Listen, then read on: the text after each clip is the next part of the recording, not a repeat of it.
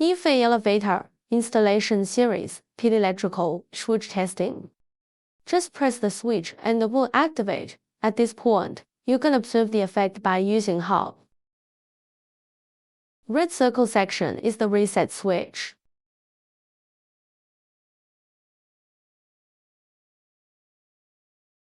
The operation and reset of the tension new switch. Note that the switch should not be placed directly below the shaft. It can be positioned to the left bottom of the shaft or the right top of the shaft as indicated by the arrows.